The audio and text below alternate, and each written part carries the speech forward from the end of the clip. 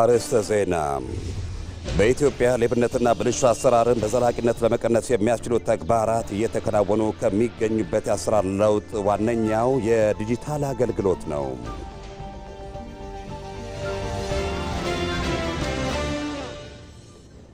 በሀገራችን እየተካሄደ ያለው ሀገራዊ ምክክር መድረክ ዘላቂ ሰላምን ከማረጋገጥ ባለፈ ለነገዋ ኢትዮጵያም የሚጻፍ የታሪክ አሻራ መሆኑን ተመካካሪዎች ገለጹ።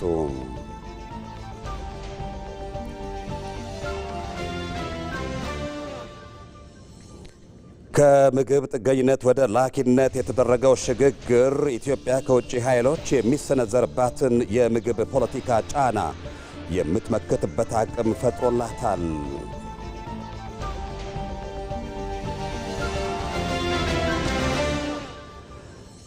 ከውጭ በኢንዶኔዥያ በተከሰተ ርዕደ መሬት ከ20 በላይ የሚሆኑ ዜጎች ሕይወታቸው ማለፉ ተገለጸ።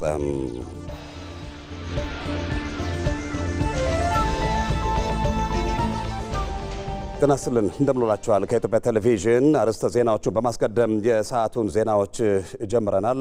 ሰለሞን ጡ መልሳን ዜናዎቹን በመምራት ከእናንተ ጋር ቆይታ የማድረግ ይሆናል። አብራችሁን ሁሌም ስለሆናችሁ ከልብ አመሰግናለሁ። ከዚህ በተጨማሪም ኢትዮጵያ እየመከረች መሆኑ ይታወቃል። የምክክር ሂደቱ እየተከናወነበት ከሚገኘው ኮንቬንሽን ማዕከል ከሚገኘው ጊዜያዊ ስቱዲያችን ደግሞ ባልደረባችን ብሩክ ተስፋ የተጨማሪ መረጃዎችን ያደርሰናል። አብራችሁን ቆዩ። በኢትዮጵያ ሌብነትና ብልሹ አሰራርን በዘላቂነት ለመቀነስ የሚያስችሉ ተግባራት እየተከናወኑ ከሚገኙበት የአሰራር ለውጥ ዋነኛው የዲጂታል አገልግሎት ነው። ለዚህ ደግሞ አሰራርን ከሰው ንክኪ ነፃ የሚያደርጉ የዲጂታል ቴክኖሎጂዎችን ተግባራዊ በማድረግና አገልግሎት ሰጪ ተቋማትን በማዘመን እየመጡ ያሉ ተጨባጭ ውጤቶች በተግባር እየታዩ ናቸው። የዚህ አንዱ ማሳያ በሆነው መሶብ የአንድ ማዕከል አገልግሎት ሪፖርተራችን መታሰቢያ ደረጀ ቅኝት አድርጋለች። እንዴት ነሽ? እግዚአብሔር ይመስገን። መታሰቢያ ይባላል። ከኢትዮጵያ ቴሌቪዥን ዮሐንስ እባላለሁ። ከዚህ ከ4 ኪሎ አካባቢ ከቀድሞ። እሺ፣ ምን እያረክኝ ያገኘው? አገልግሎት ፍለጋ መጥቼ ነበረ። አንድ የንግድ ፍቃድ ፍሪላንስ ታክስ ሴንተር ለማዞርና ሁለተኛ ደግሞ እዚህ ወሳኝ ኩነት ላይ መታወቂያ ለማውጣት ነበር የመጣሁት። ጨረስክ ወይስ ገና ነህ? ሁለቱንም ጨርሻለሁ። ያኛውን ኦንላይን ዳውንሎድ ማድረግ ትችላለህ ብሎኝ አስተካክሎልኝ ጨረሰልኝ። እንዴት ነው አገልግሎቱ? እንዴት አገኘኸው? በጣም ፈጣን ጥሩ ናቸው። ያው በፊት ከነበረው ጋር ስናነጻጽረው በጣም የተለየ ነው። መረጃም አገላለጻቸውን በጣም ጥሩ ነው። ድሮ በጥቅሻ ያስወጣሻል፣ ውጭ ወጥተሽ ካልሰጠሽ ምንም አይነት ነገር አገልግሎት አታገኝም። አሁን በዚህ ላይ ባለው ብልሹ አሰራርን በጣም ኦቨር ይቀንሳል ብዬ ነው የማስበው። አገልግሎቱን ካገኘሽ እጅ መንሻው ለምን ያስፈልጋል? አመሰግናለሁ ብለሽ ትወጫለሽ። እኔም አመሰግናለሁ። መልካም ቀን።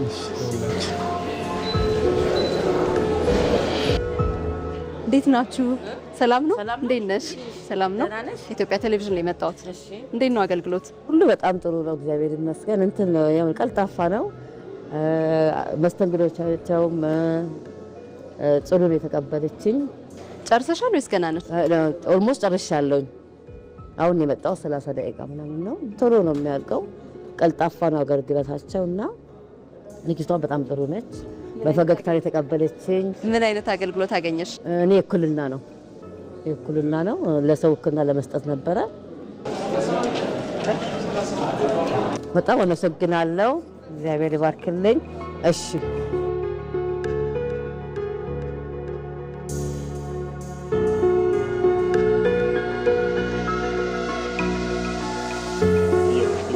ሌላው በመሶብ የአንድ ማዕከል አገልግሎት ውስጥ የሚሰጠው አገልግሎት የፋይዳ መታወቂያ ነው። ኢትዮጵያ ወደ ዲጂታል ጉዞ በምታደርገው ሂደት ውስጥ የፋይዳ ዲጂታል መታወቂያ በእጅጉ ደጋፊ እንደሆነ ይታመናል። ያ ብቻ አይደለም። አንድ ሰው ማንነቱን እንዳያጭበረብር ወይም ደግሞ ሌብነትንም ለመቆጣጠር ይህ የፋይዳ ዲጂታል መታወቂያ ትልቅ አበርክቶ አለው። ከዚህ ያለሁት ያው ፋይዳ መታወቂያ ለማውጣት ነው። እንዴት አገኙት አገልግሎቱን? በጣም ቆንጆ ነው። ይኸው እየተዘጋጀ ነው ሊወጣልኝ።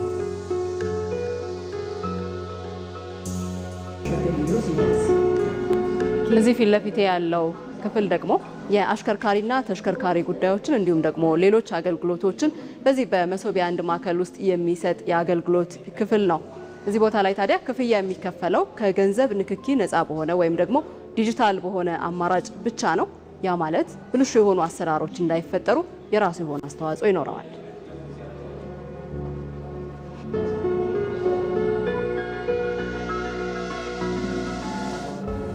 እዚህ መጥቶት መንጃ ፍቃድ ለማሰደሰት ነው የጨረስኩበት። ሰዓት ደግሞ 10 ደቂቃም አይሞላም። አሁን በፊት የተለመደው ያው ሐኪም ቤቶች ሄደን ሜዲካል ምናምን ሰጥተን ምናምን ከዛ በኋላ ያለው ፕሮሰስ ብዙ ፕሮሰስ ነው።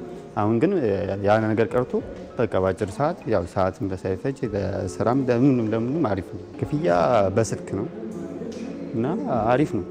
ያው ገንዘብ ያው እንደምናውቀው ያው ብዙ ነገር ፌኮች ምናምን ይሰራሉ ገንዘብ ምናምን እና ያው በዲጂታል ሰላም ሰላም ይባል አንታሽ አመሰግናለሁ። ኦኬ እንዴት ነህ? እግዚአብሔር ይመስገን። ለበልተው አቤል ብስራት እባላለሁ። በአዲስ መሶብ የኔትወርክ አድሚን ባለሙያ ነኝ። መልካም። አሁን የተገኘንበት ክፍል በመሶብ የአንድ ማዕከል አገልግሎት ቆይታችን የመጨረሻ ቅኝት የምናደርግበት ክፍል ነው። ይህ ክፍል በእያንዳንዱ አካባቢ ያለው የመሶብ አገልግሎት ምን ያህል ተገልጋዮችን ይዘዋል፣ አጠቃላይ ያሉ መረጃዎችስ ምንድናቸው የሚለውን በቀላሉ እዚህ ቦታ ላይ በተገጠመው ስክሪን አማካኝነት መቆጣጠር የሚያስችል ክፍል ነው። ብዙ ቁጥሮች ነው እዚህ እያየሁኝ ያለሁት። እኛ ያለነው የአራዳ ቅርንጫፍ ላይ ነው። ነገር ግን በተለያዩ ክፍለ ከተሞች የሚገኙ የመሶብ አገልግሎት መስጫ ተቋማትም እንቅስቃሴ እዚህ ውስጥ ማየት ይቻላል አይደል? እዚህ በደንብ ማየት ይቻላል። እስቲ ስለ አገልግሎቱ ንገረን። አሁን የምንገኘው እንዳልኩሽ ኔትወርክ ኦፕሬሽን ሴንተር ነው ኖክ። እዚህ የምንቆጣጠረው ተቋማቶች የሚሰጡት አገልግሎት ምናምን እዚህ በዲቴል ማየት እንችላለን። ይሄ የምናየው ኪው ማኔጅመንት ሲስተም ነው። አንድ ሰው አገልግሎት ለማግኘት ወደዚህ ከመጣ በኋላ ትኬት ይቆርጣል። አገልግሎት አግኝቶ እስከሚወጣ ድረስ ያለው እዚህ ማየት እንችላለን። ስለዚህ ሳቲስፋክሽኑን ምናምን ዲቴል እዚህ እንቆጣጠራለን ማለት ነው። አንድ ሰው ቅሬታ ካለው እዚሁ ፊድባኩን ረክቻለሁ ወይ አልረካሁም ዲቴል እዚህ ጋር ይሞላል። እኛ ደግሞ በዛ በኩል አይተን ሪፖርት ማግኘት እንችላለን። ብልሹ አሰራር ሲባል አንድ ሰው ይመጣል ወይ እጅ መንሻ ይባላል ወይ ደግሞ ሲስተም አይሰራም ይባላል ምናምን። ያን ለማስቀረት መሶብ በጣም እየሰራ ነው፣ ደግሞ አሻሽላል ብዬ አስባለሁ። ምክንያቱም እያንዳንዱ የተቋማት ሲስተም እዚህ ጋር እየተቆጣጠርን ነው። ምንም አይነት ሲስተም ተቋረጠ ብለን የሚመለስ ከስተመር አይኖርም። ፕላስ ከስተመር የእጅ መንሻ እንትን እንዳይል ኪው ማኔጅመንት ሲስተም ተጠቅሞ ነው ማንኛውም ሰው ከመጣ በኋላ ማን እንደሚያገለግለው አያውቁም እና ከዛ የነጻ ስለሆነ አስቀርቷል ብለን አምናለሁ። በጣም ነው የማመሰግነው። ብዙ አዳዲስ ነገሮችን ያየ ነው። አመሰግናለን ስለመጣችሁ። ኢትዮጵያ ዲጂታል 2025ን ተሻግራ ዲጂታል 2030ን ጀምራለች። በዚህ የዲጂታል ጉዞ ውስጥ ታዲያ አዳዲስ ቴክኖሎጂዎች ልክ እንደዚህ መሶብን በመሳሰሉ ተቋማት ውስጥ አገልግሎት መስጠት ችለዋል።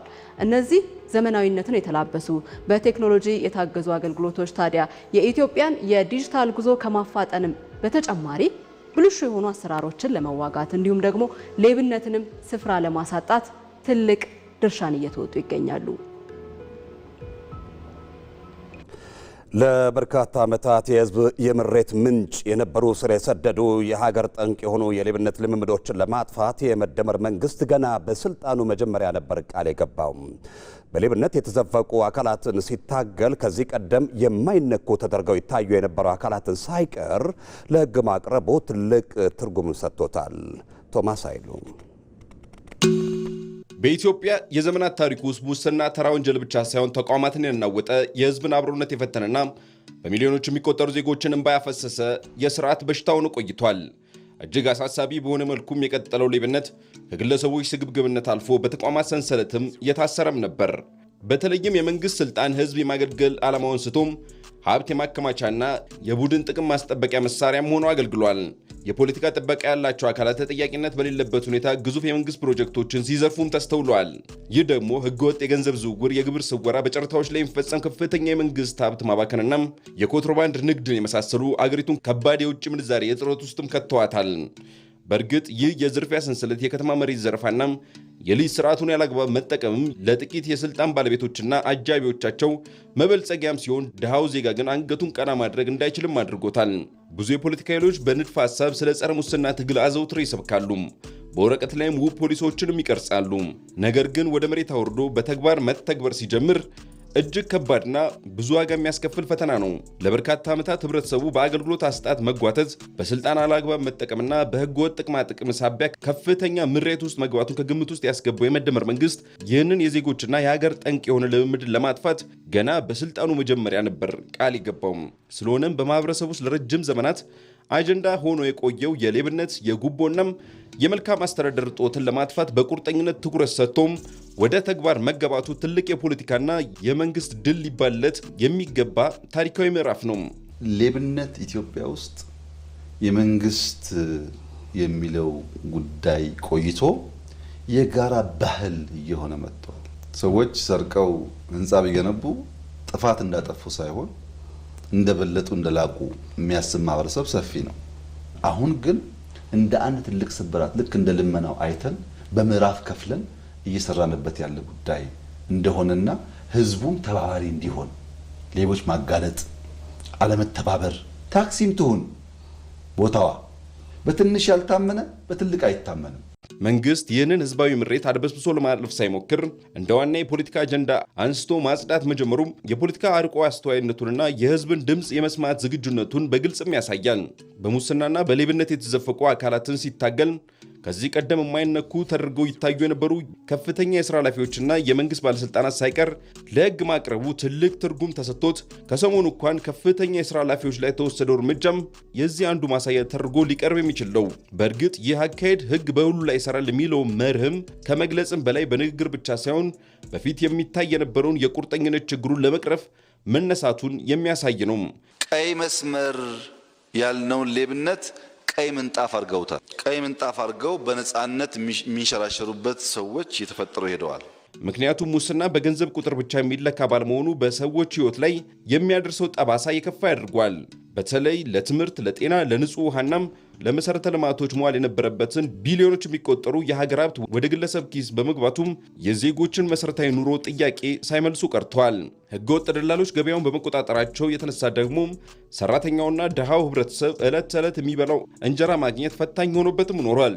ከዚህ አለፍ ሲል ደግሞ በሐቀኝነት ሰርቶ ማደግ ይቻላል የሚለውን የማህበረሰቡን እምነት እየሸረሸረ መጥቶም ሌብነትና ሽብርተኝነት እንደ ብልጠት የሚቆጠርበት የተዛባ የሞራል ልክ በህብረተሰቡ ውስጥ እንዲሰርጽም ያደርጋል እና ጉዳዩ የአንድ ሰሞን አጀንዳ ብቻ ሳይሆን የሀገር ህልውና የሚረጋገጥበት ጉዳይ ስለመሆኑም ታሳቢ ተደርጓል።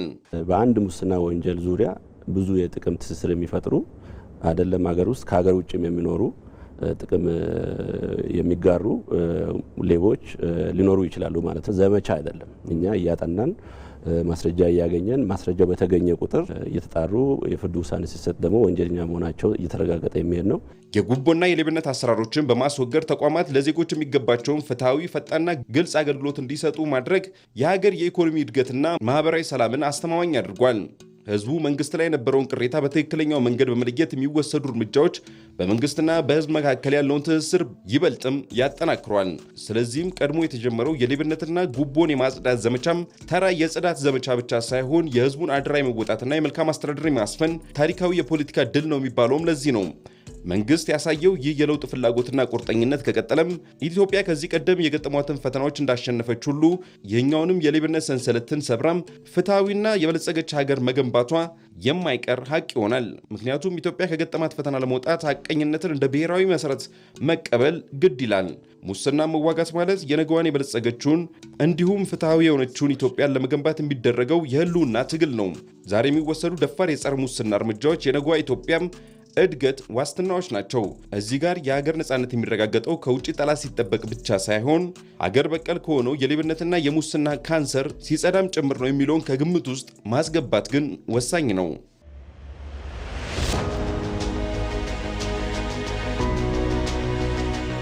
እንደመላሽ ታደሰ እባላለሁ። ከደቡብ ኢትዮጵያ ክልል የምክክሩ ሂደት ቀና የሆነ ለሀገር የሚጠቅም ለአብሮነት የሚጠቅም ዘላቂ ሰላምና ወንድማማችነትን የሚያጸና ሀሳብ እያመነጨን እኛ ዛሬ ላለነውም ወደፊት ለሚመጡ ልጆቻችንም ተስፋ ሰጪ የሆነ የሀሳብ ከፍታ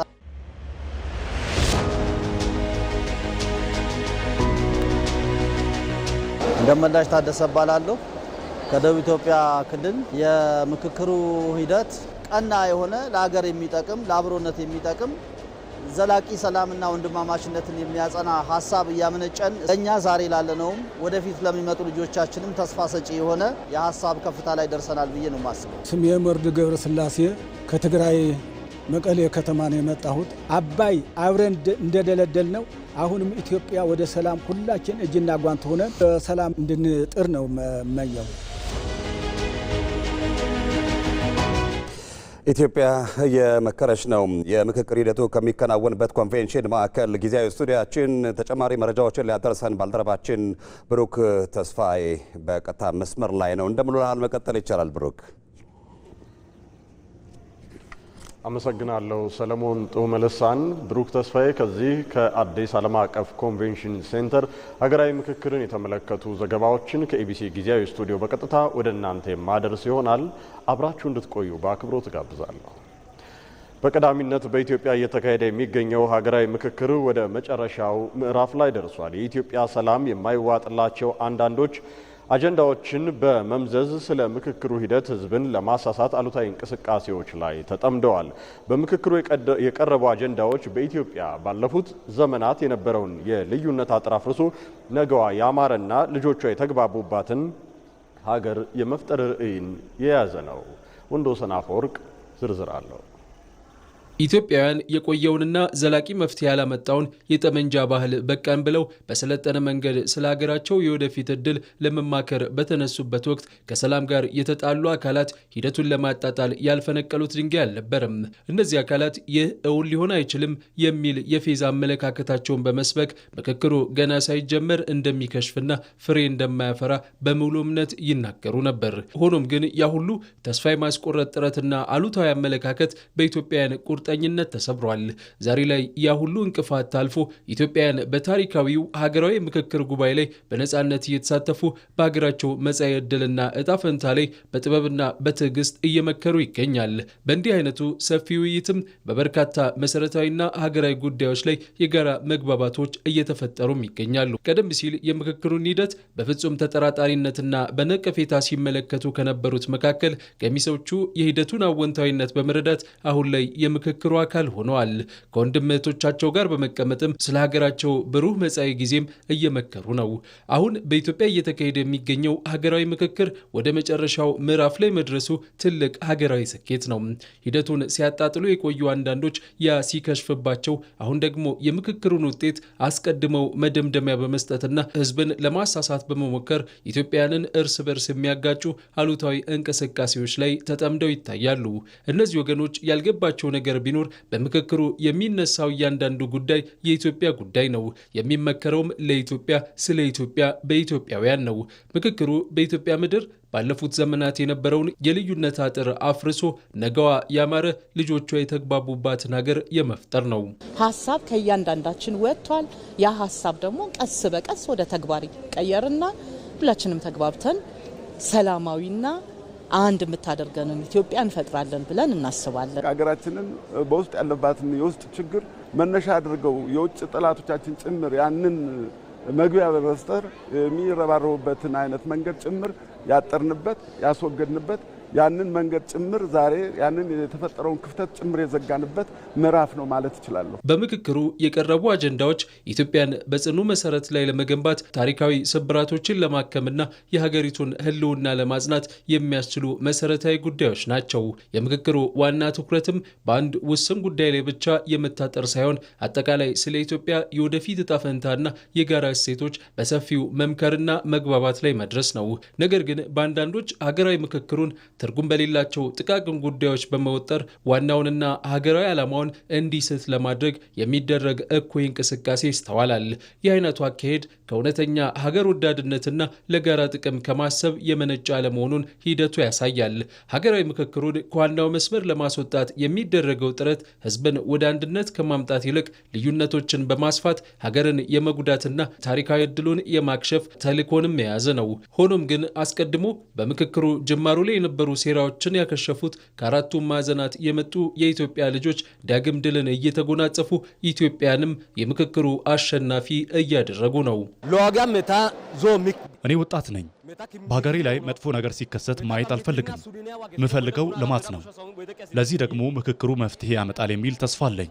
ሁላችንም እጅ ለእጅ ተያይዘን ኢትዮጵያን እንገነባለን። አንድነታችን ፍቅር እንመሰርታለን። የመግባባት ነገር ላይ እየደረስን ነው። ሁላችንም በአንድነት ተግባብተን ችግሮቻችንን ለመፍታት ነገ ትልቅ ተስፋ የማይበት ኢትዮጵያ ትልቅ ኢትዮጵያ የማይበትና አንድነታችንን የምንገልጽበት ነገር ነው። ሀገራዊ ምክክሩ የታለመለትን ታሪካዊ ግብ ይዞ እንዲጠናቀቅና የሚጠበቅበትንም ፍሬ እንዲያፈራ በሂደቱ ላይ በቀጥታ የሚሳተፉ ተመካካሪዎችም ሆኑ የመላው የኢትዮጵያ ሕዝብ ትኩረት ሀገርን በጽኑ መሰረት ላይ የሚያቆሙ የሕዝቦችን ዘላቂ ወንድማማችነት የሚያጠናክሩና የመዋቅር ስብራቶችን በሚፈውሱ መሰረታዊ አጀንዳዎች ላይ ብቻ ነው። የሀገራዊ ምክክሩ እውነተኛ ስኬት የሚለካውም በትናንት ቁስሎች ላይ ብቻ በማተኮር ሳይሆን የነገዋን ሰላማዊትና የተረጋጋች ኢትዮጵያን ለመገንባት በሚያስችሉ ታላላቅ አጀንዳዎች ላይ በሚደረግ የጋራ መግባባት ነው። በሀገራችን እየተካሄደ ያለው ሀገራዊ የምክክር መድረክ ዘላቂ ሰላምን ከማረጋገጥ ባለፈ ለነገዋ ኢትዮጵያ የሚጻፍ የታሪክ አሻራ መሆኑን ተመካካሪዎች ገለጹ። በእንግሊዝ የሚኖሩ የዲያስፖራ አካላትን ወክለው በምክክሩ ላይ የተሳተፉ ያሉት ኡስታዝ ጀማል ሙሐመድ እንደገለጹት ይህ ታሪካዊ ሂደት ትውልድ የሚማርበትና የራሱን ታሪክ የሚጽፍበት ነው ብለዋል። ሰናይት ብርሃኔ ከእሳቸው ጋር ቆይታ አድርጋ ከራስ አንደበትን እንደሚከተለው አጠናቅረዋለች።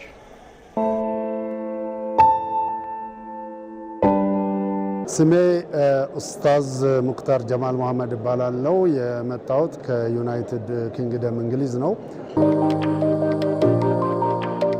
የመጣሁት ማህበረሰብ ዳያስፖራው ነው። ለዘመናት ልንጣላ በማይገባቸው ነገሮች ስንጣላ ነው የኖር ነውና ዛሬ ላይ ነው ቁጭ ብለን ስንመካከር ያየ ነው። ይሄ ነበር እንዴ ሲያጋድለን፣ ሲያጣላን፣ ሲያራርቀን፣ ሲያቃቅረን፣ ሲያኮራርፈን የነበረው ምንድነው እስከ ማለት ነው የደረስነው። ምክንያቱም ቁጭ ብለን አንዱ የሌላውን ብሶት፣ አንዱ የሌላውን ቁስል ሲያዳምጥ እኔ ካየሁት ነገር ቁስላችን አንድ አይነት ነው፣ ብሶታችን አንድ አይነት ነው፣ ፍላጎታችን አንድ አይነት ነው። ለዚህም ይመስለኛል ምክክሩ በአማረ መልኩ እስካሁን ድረስ አሁን ወደ መጨረሻው ምዕራፍ እየመጣን ያለ ነው የመጣው ማለት ነው። ወደዚህ ያመጣን ሰላም ነው። ሰላም እንግዲህ የህይወት ሁሉ መሰረት ነው። ሰላም በሁሉም ሃይማኖት በሁሉም ባህል የሚመከር ነው። ሙስሊሞች ሰላምታ አሰላሙ አለይኩም ነው። ሰላም ባንተ ላይ ይሁን። የክርስቲያኖችም የሁሉም አማኞችም የጌታን ሰላም በሰው ልጆች ላይ በመጸለይ ነው የምንለውና ሰላም የሁሉ ነገር መሰረት ነው። አዎ የሰላም ፍላጎት ነው። ሰው ጦርነት ሰልችቶታል፣ መቃቃር ሰልችቶታል፣ መገፋፋት ሰልችቶታል። በተለይ አዲሱ ጄኔሬሽን የራሱ የሆነ ሰይ ያለው ራሱን የሚመጥን ሁሉም ነፃ የሆነበት የአንዱ የነፃነት ገደብ የሌላውን ድንበር የማይነካ ብቻ ሆኖ ሁሉም በነፃነት የሚኖርበት ኢትዮጵያ ነው የሚፈልጉትና ወደዛ ነው እየሄድን ያለ ነው። ሂደቱ በጣም የሚገርምና አስተማሪ የሆነ ነው። የኢትዮጵያ ታሪክ ከዚህ በኋላ ከምክክሩ በፊትና በኋላ እየተባለ መገለጹ አይቀርም። የጀመርነው በ10 ነው። በ10 ላይ ሁሉም የኔ የሚለውን ነበር የተናገረው። ሁላችንም ወክለን የመጣነውን ሀሳብ ምክንያቱም መተዋወቂያ ምዕራፍ ነበረ። 10 ላይ ሆነን የኔ ብለን የተደማመጥነውን ወደ 50 ስንመጣ የኛ ማለት ጀመርን። እንዴት ነው የምናዋህደው? የአማራን ጥያቄ ከኦሮሞ የጋምቤላውን ከቤኒሻንጉል ይመሳሰላል። እያዋሃድነው መተን 50 ላይ የኛ የሚል ሂደት ጀመርን። 250 ላይ ስንመጣ ኢትዮጵያ ማለት ጀመርን። ከኛም አለፍን። የኛ ስንል የአካባቢያችንን እያዋሃድን ነበር። 250 ላይ ኢትዮጵያ አንድ ሁሉንም የምታካትት ኢትዮጵያ ለመመስረት ኮምፕሮማይዝ ግድ ይላል። አንዳንድ ነገሮችን ትተን የሚዋህዱትን አዋህደን የሚስማሙትን አስማምተን መተው ያለባቸውን ነገሮችም በመተው እየተስማማን 250 ላይ 500 ላይ ስንመጣ ደግሞ የበለጠ ተስፋ የሚሰጥ ብዙ ነገሮች መጀመሪያ ላይ ይሄ መቅረት የለበትም፣ ይሄ ከሌለ እኔ የለውም የምንለውን አይ የኛ ከሌለ እኛ የለንም ወደሚል መጣን። ትርክቶች ብዙ ጎተውናል። ኢትዮጵያኖች በትርክት ነበር ስንጣላ ነበር ነው እማናውቀው። ሶማሌ እንደዚህ ነው፣ አፋር እንደዛ ነው፣ ሙስሊም እንዲህ ነው፣ ክርስቲያን እንዲህ ነው የሚባሉ መጥፎ ትርክቶች ውስጥ ነው ያደግነው which is not true። አሁን ግን መተን ስናይ ያ ሁሉ ትርክት ነው፣ ዝም ብሎ ናሬሽን ነው። ሐቂቃው ግን ሰዎች ነን። በሰውነት እንዋደዳለን፣ በኢትዮጵያዊነት እንዋደዳለን። የግል ምርጫ የሆኑትንም እናከብራለን። እኔ በተስፋ የተሞላው ነኝ። ተስፋ ደግሞ ሁሉም ነገር ነው። አንድ ሁሉ ጊዜ የምለው ነገር አለ፣ እምነትም እኮ ተስፋ ነው። ስለዚህ ስለ ኢትዮጵያ ያለን ተስፋ እኔ አዲሷ ኢትዮጵያ ፊት ለፊት ነው የምትታየኝ። በጣም ምንም ጥርጥር የለውም። ምክንያቱም አማራጭም የለንም። ጥያቄዎች አሉንና በሌላ አይነት መልኩ እንፈታለን ብለው በሌላ ዘርፍ የሚንቀሳቀሱ እባካቸው ወደ ምክክር ነው። ጊዜው ደግሞ አሁን ነው። ኢትዮጵያውያን እያካሄዱት ያለው ሀገራዊ ምክክር ኢትዮጵያ ካለችበት የተወሳሰበ ችግር የሚያወጣ መሆኑን በምክክሩ ተሳታፊዎች ተስፋ ተጥሎበታል። በሁሉም አካባቢዎች ያሉ የማያግባቡና የልዩነት መንስኤዎች ተለይተው በምክክሩ መፍትሄ ተመላክቶባቸዋል። በዚህ የምክክር መድረክ ሁሉም ተሳታፊዎች በነጻነት ሀሳባቸውን በማዋጣት ለነገው ትውልድ የተሻለች ሀገርን ለማስረከብ በአጀንዳዎቹ መግባባት ላይ ደርሰዋል። የምክክር ሂደቱ የሀሳብ ፍጭት የነበረበት የሀገራዊ ኃላፊነት ስሜት የታየበትና የተሻለች ሀገርን የመገንባት ጉጉት የተስተዋለበት መሆኑንም ነው ተሳታፊዎቹ የገለጹት። አስተያየታቸውን ባልደረባችን አስማረ ብርሃኑ አሰባስቦታል። እንመልከት። ተወያዩ ነፃ በሆነ ሁኔታ ያደራጁትን ነገር እንዳቀረቡ ነው ያየሁት።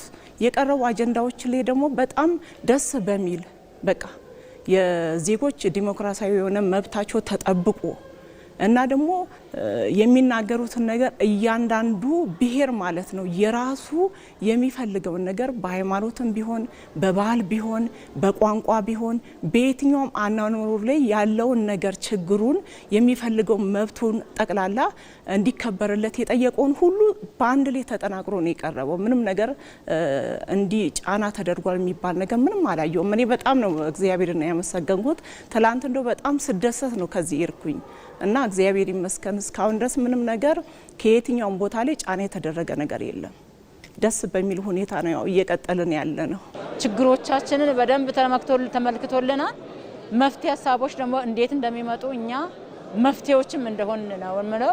ሂደቱ በጣም ጥሩ በሆነ መልኩ እየሄደን ያለው ለቀጣይም ሰፊ ችግሮችን ፈተን በሰፊ ሀገራችን እንደ ልባችን ሆነን የምንኖረውን እድል ከፍቶልኛል ብዬ ነው ማስበው። ብዙ ክርክሮች፣ ብዙ ውይይቶች፣ ብዙ የሀሳብ ፍጭቶች እና ግጭቶች ነበሩ። ይህም ደግሞ መጨረሻ አካባቢ በአብዛኛው ጉዳዮች ላይ እየተግባባን የመጠነበት ሁኔታዎች አሉ።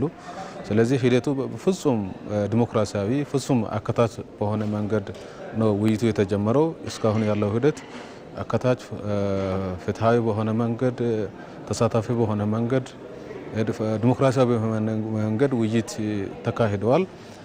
ሁሉም ሰው ያለው ሀሳብ ያለው ጥያቄ የሚሰማው ነገር በነጻነት ስናወጣ ሀሳብ ስናወጣ ቆይተናል።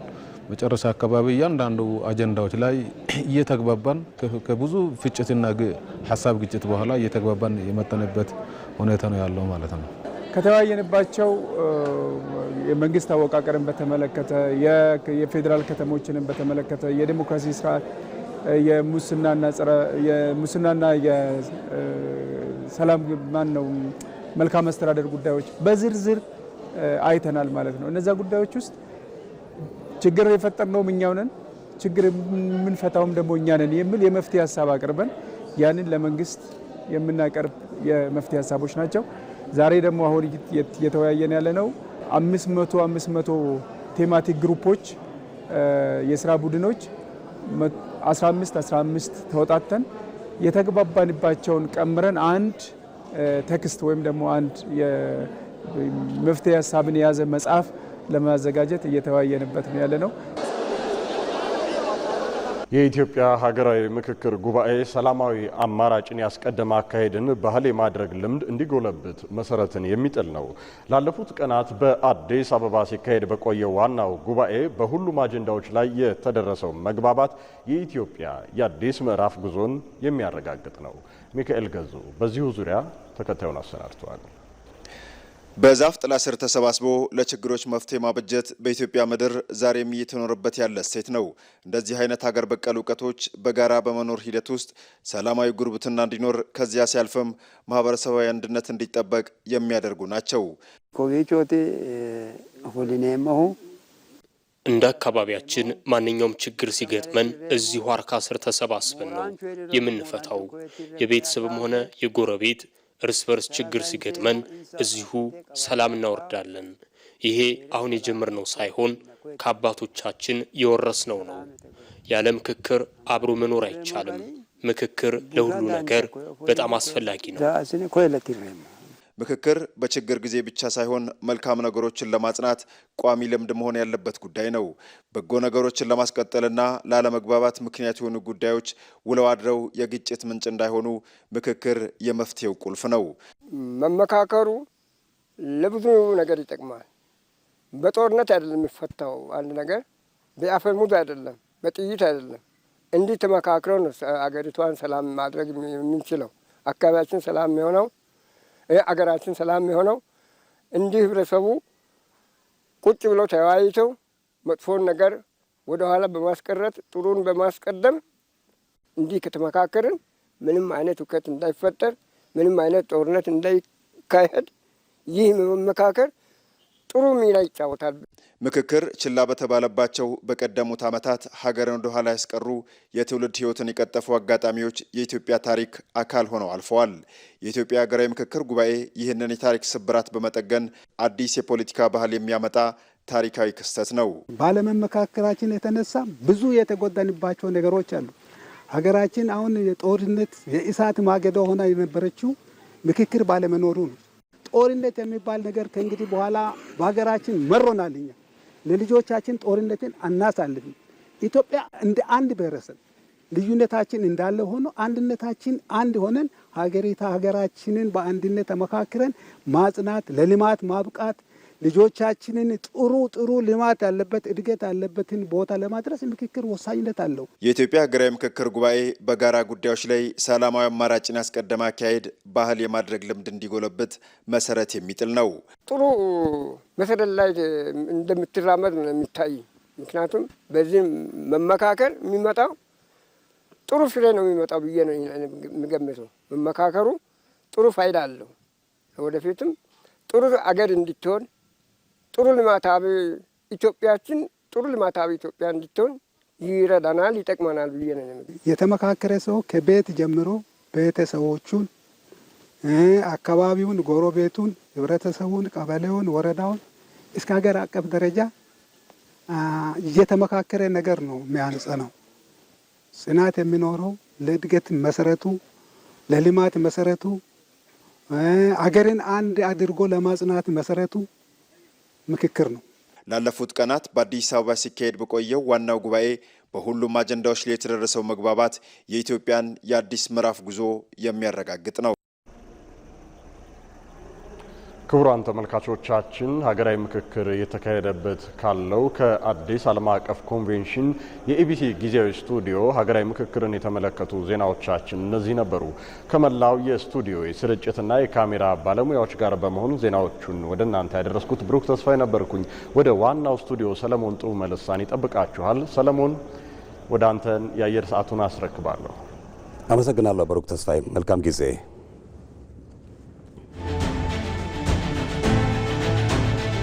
ስሜ ኡመር ኢብራሂም እባላለሁ።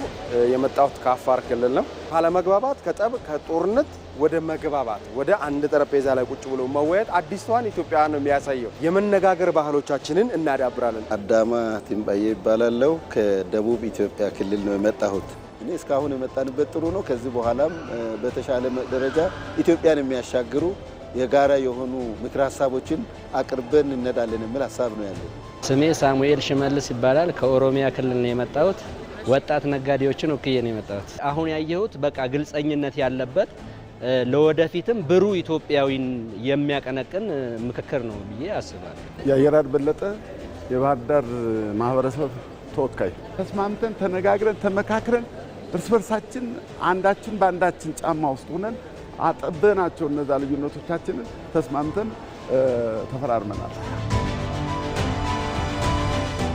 በመመካከር መፍታት እንችላለን የሚለውን የተማርንበት መፍትሄውንም ጭምር በአግባቡ አድሬስ ያደረግንበት ትልቅ እርምጃ ነው ብዬ ነው የምወስደውና ትልቅ ትምህርት ወስደንበታል የሚል ሀሳብ ነው ያለኝ። ኢትዮጵያ ትሻገራለች በእርግጠኝነት። ችግሮቻችን በወንበር ዙሪያ ቁጭ ብሎ መወያየትና መፍታት አዲስ ባህል እየተለማመደን ነው። ከዚህ በኋላ ግጭት የማይኖር ነገሮችን በመግባባት በመመካከር የምንፈታበት ሰላም ያላት ኢትዮጵያ ትኖራለች ብዬ ነው ማስበው።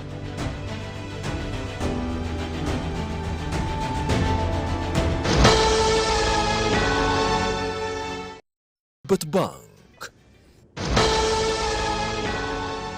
ከመልእክቶች ተመልሰናል። ከኢትዮጵያ ቴሌቪዥን በቀጥታ የሚተላለፍላችሁ የሰዓቱ ዜናችን እንደቀጠለ ነው። ከምግብ ጥገኝነት ወደ ላኪነት የተደረገው ሽግግር ኢትዮጵያ ከውጭ ኃይሎች የሚሰነዘርባትን የምግብ ፖለቲካ ጫና የምትመክትበት አቅም ፈጥሮላታል። ኢትዮጵያ ዛሬ እጇን ለመለመን ሳይሆን ለመገበያየትና ለዲፕሎማሲ ንግግሮች በመዘረጋት ላይ ትገኛለች። በዚህም በምግብ ራስን መቻል ለብሔራዊ ኩራትና ለሙሉ ነጻነት መሰረት መሆኑን እያስመሰከረች ትገኛለች። መሐመድ አልቃድር ዝርዝር አለው። በምግብ ራስን መቻል ኢትዮጵያ ውስጥ አሳክተናል። በሚቀጥሉ ጥቂት ዓመታት ቢበዛ በሚቀጥሉ ዓመት ጀምሮ ከውጭ የሚገቡ እርዳታዎች እናመሰግናለን የምንልበትን ጊዜ በጣም እናቃርበዋለን። አሁንም እንችላለን። እርዳታ እናቆማለን፣ እናመርታለን፣ እንበላለን፣ እንሸጣለን። በእርግጥ የአንድ ሀገር እውነተኛ ነጻነት ዜጎቿን በራስ አቅም የመመገብ ልዕልና፣ የራስን ሀብት ማልማትና በውጭ ጫና ሳትገደድ የራሷን ውሳኔ መወሰን በምትችልበት አቅም ይመዘናል። ዓለም ግን ይህንን የሀገራትን የአንድ ወቅት ያለመቻል ታሪክን ቀይረው ስለመለወጣቸው መቀበልም ካለመፈለጋቸው ጀርባ ያለውን እውነት በቀጥታ ከእጅ አዙር የቀኝ ግዛት ጋር የተገናኘ ነው። ለዘመናት የኢትዮጵያ ስም በዓለም አደባባይ ሲነሳ ከታላቅ ታሪክና ከጥንታዊ ስልጣኔዋ ጎን የድርቅና የእርዳታ ተምሳሌት ተደርጎ መወሰዱ ለትውልድ የሚተርፍ የስነ ልቦና ጠባሳ ጥሎ አልፏል። የ1977ቱን ድርቅ ተከትሎ የተሰራው ገና መሆኑን ያውቁ ይሆን ሲል የሚጠይቀው ዜማ ለ40 ዓመታት ሙሉ አፍሪካን የድርቅና የረሃብ አምሳል አድርጓት በዓለም መድረክ የኢትዮጵያን የተረጅነት ምስሎች፣ የሀገሪቱን ሉዓላዊነትና የዜጎችን ክብር ሲፈታተን ነበር። ይህ ዜማ ዓመታት በተቀየሩ ቁጥር ለእርዳታ ማሰባሰቢያ ሆኖ አገልግሏል። ዜማውና ዓለም ስለ ኢትዮጵያ የያዘው ምስል ግን አሁን ተቀይሯል። ኢትዮጵያ ምግብ የዕለት ኑሮ መሰረት ብቻ ያለመሆኑን ሀቅ ገልጣ የኢኮኖሚያዊ ነጻነት፣ የሀገራዊ ክብርና የፖለቲካ ነጻነት ጉዳይ አድርገዋለች። ካረስን የጀመርነውን ከጨረስን ከበረታን እንሻገረዋለን። የኢትዮጵያ ዓመታት የተረጅነት ጉዞ የዜጎቿን መሰረታዊ ምግብ በውጭ ገበያ፣ በውጭ እርዳታና በውጭ አቅርቦት ላይ ብቻ እንድትመሰረት አድርጓት በዓለም አቀፍ የኢኮኖሚና የፖለቲካ ግፊቶችም ላይ ተጋላጭ አድርጓት ከርሟል። ኢትዮጵያ ይህንን የተረጅነት ታሪክ ለመቀየር በግብርናው ላይ ያመጣችው ለውጥ፣ በተለይም በስንዴ ምርት ላይ ያደረገችው በተግባር የታየ ውጤታማ ክንውኗ ሆኗል። ኢትዮጵያ ከውጭ የምታስገባውን ስንዴ በመተካትም የውጭ ምንዛሬን ለመቆጠብ ችላለች። ሀገራዊ እድገትን በማፋጠን በምግብ ራስን በመቻልና ከውጭ ጥገኝነት ሙሉ በሙሉ በመላቀቅ በእግር መቆም የሀገርን ዓለም አቀፍ አመኔታና የመደራደር አቅምም ማጎልበት ችላለች። በዓለም አቀፍ መድረኮች በሚደረጉ ድርድሮችም ላይ ውጤታማ ለመሆንና ሀገራዊ ፖሊሲዎችን በብቃት ለማስከበርም ከፍተኛ እድልን ፈጥሮላታል። ለዓመታት ስንዴ ከውጭ የሚመጣ የእርዳታና የምርት እጥረት ምልክት ሆኖ ተስሏል። ዛሬ ግን በራሷ መሬት በገበሬዎቿ ጉልበትና በመስኖ ቴክኖሎጂዎቿ ምርቷን ማሳደግ ችላለች። ኢትዮጵያ መለመን የለባትም። ልጆቿ ተክተው ሰርተው ከልመና ራሳቸውን መገላገል አለባቸው የሚለው እምነት ፍሬ እያፈራ መጥቶ 23 ሚሊዮን ኢትዮጵያውያን ከሴፍቲኔት ተረጅነት ነፃ ወጥተዋል። ለዓመታት ስንዴ ከውጭ የሚመጣ የእርዳታና የምርት እጥረት ምልክት ሆኖ ተስሏል። ዛሬ ግን በራሷ መሬት በገበሬዎቿ ጉልበትና በመስኖ ቴክኖሎጂዎቿ ምርቷን ማሳደግ ችላለች። ኢትዮጵያ ጠቅላይ ሚኒስትር አብይ አህመድ እውነተኛ ክብርና ሉዓላዊነት የሚረጋገጠው በልማት ስኬቶቻችን መሆን እንዳለበት ያነሳሉ። ድሃ አይከበርም፣ ከድህነት እንላቀቅ የንግግራቸው ማጽኛም ሆነው እዚህ ላይ ይነሳል። የለመን ነጻነት ማረጋገጥ አይቻልም። ያን ለማድረግ የተጀመረውን ጥረት ማፋጠን ነው እና ውጤቱም እጅግ በጣም ተስፋ ሰጪ ነው። ደስተኞች ነን። በስንዴ አብዮት የምግብ ሉዓላዊነትን ማረጋገጥ፣ በኮሪደር ልማት ከተሞችን ማዘመን፣ በህዳሴ ግድብ ግንባታ የኃይልና የቀጠናዊ ዲፕሎማሲ የበላይነትን ማስጨበጥ እንዲሁም በአረንጓዴ አሻራ የአየር ንብረት ተጽዕኖን መቋቋም የሚያስችሉ ግዙፍ ስትራቴጂካዊ እርምጃዎችን መሬት አስረግጣለች። ኢትዮጵያ ከተመጽዋችነትና ከጥገኝነት በመውጣትም እነዚህ ፕሮጀክቶች በተግባር ተነድፈው ኢትዮጵያን በእግሯ እንድትቆም እንድትጸናም አድርገዋታል። በአንድ ክረምት ስራ አይረጋገጥም። ክረምት ሰራ ጥሩ ነገር ነው። እሱ አርቨስት ይደረግ፣ በጋም እንሰራለን። ልክ በጋውን ስንጨርስ ደግሞ ክረምት እንቀጥላለን። ሌማትም እንደዚሁ፣ ግሪን ሌጋሲም እንደዚሁ። ያ ሲደማመር የኢትዮጵያን ብልጽግና ካለምንም ጥርጥር እንጨብጣታለን። ለዓመታት የተረጅነት ምስል ጋር የተያያዘው ስንዴም ዛሬ የሀገር ውስጥ ምርትን የገበሬውን ጥረትና የምግብ ነፃነትን የሚወክል ምልክት እየሆነ ነው። እውነተኛው የሉዓላዊነት ጉዞም እዚህ ላይ ጀምሯል። 120 አባላት ያሉት ትውልደ ኢትዮጵያውያን ልዑካን ቡድን ከካናዳ አዲስ አበባ ገቡም። ቡድኑ በኢትዮጵያ ለአንድ ወር የሚቆይና ስፖርታዊ ጨዋታዎችን ከታዳጊዎች ጋር የሚያካሄድ ሲሆን ለሀገር ገጽታ ግንባታና ለትውልድ ትስስር ፋይዳም ይኖረዋል። መሐመድ ራህመቶ ዝርዝር አለው።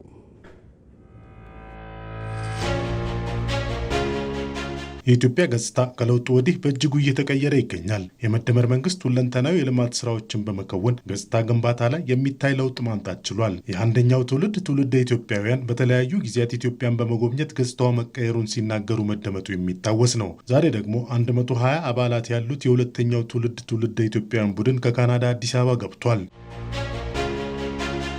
በካናዳ የኢፌዴሪ ኤምባሲ የቱሪዝም ሚኒስትርና የባህልና ስፖርት ሚኒስቴር ከቀድሞ የኢትዮጵያ ብሔራዊ ቡድን የእግር ኳስ ተጫዋች አሸናፊ ግርማ ጋር በመተባበር የመጣው ቡድን በኢትዮጵያ ለአንድ ወር በተለያዩ ዝግጅቶች ይቆያል። ልጆቻችን ያው ከወንድሞቻቸው ጋር እግር ኳስ ተጫውተው የባህል ልውውጥ አድርገው ባህላቸውን አውቀው ኒውይርን አክብረው ወደ አገራቸው እንዲመለሱና ጓደኛም እንዲያፈሩ ነው እና ዓላማው ትልቁ ቶርናመንት አለ። ኒው ይር እንዳላቸውና ዩኒክ የሆነ በዓል እንዳላቸው ሁለት አዲስ ዓመት እንዳላቸው አውቀው እንዲሄዱ የታሰበ ዓላማ ነው። የቡድኑ ወደ ኢትዮጵያ መምጣት ሰፊ ፋይዳ ይኖረዋል። ለመጀመሪያ ጊዜ የመጡ ህጻናቶች ብዙ ናቸው።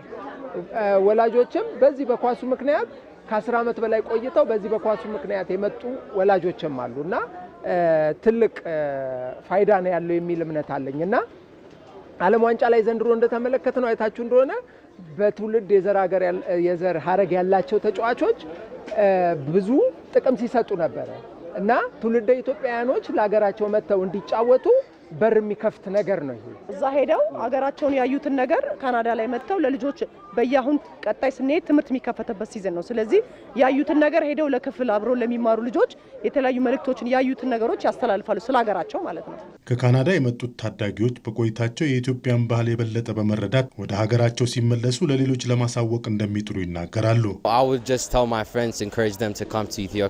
እኔ ለጓደኞቼ ኢትዮጵያን እንዲጎበኙ መጥተው እንዲያዩ ነግራቸዋለሁ። መነሻቸው ከኢትዮጵያ ለሆኑ ብቻ ሳይሆን ለጀማይካውያንም ይሁን ለአሜሪካውያን ለሌሎችም ወደ ኢትዮጵያ መጥተው እንዲጎበኙ አበረታታለሁ። ይህችን ምርጥ ድንቅ የሆነች ሀገር ሁሉም መጥተው ማየት ይኖርባቸዋል። ለጓደኞቼ አፍሪካ ምን ያህል ጥሩ ሀገር እንደሆነች ይናገራሉ። ብዙዎቹ አፍሪካን ዝቅ አድርገው ነው የሚያዩት። እውነታው ግን ሌላ ነው።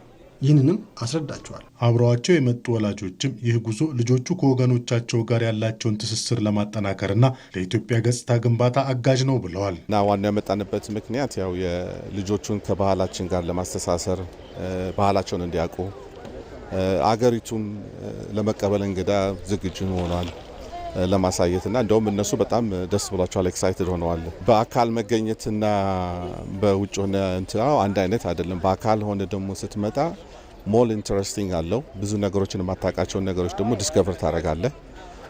እሱም አንዱ ፕላናችን ነው፣ ቱር ለማድረግ አንዳንድ የሚታዩ ቦታዎችን ለማሳየት ለልጆቹና ባህላቸውንም በደንብ እንዲያውቁ እና ፊዚካሊ እዚህ ተገኝቶ ማድረጋቸው ለነሱም ጥሩ ትምህርት ነው። ስለ ሀገራቸው ባህል ያዩትና የሀገራቸውን ባህል በሙሉ ኮንፊደንስ ያስተዋውቃሉ።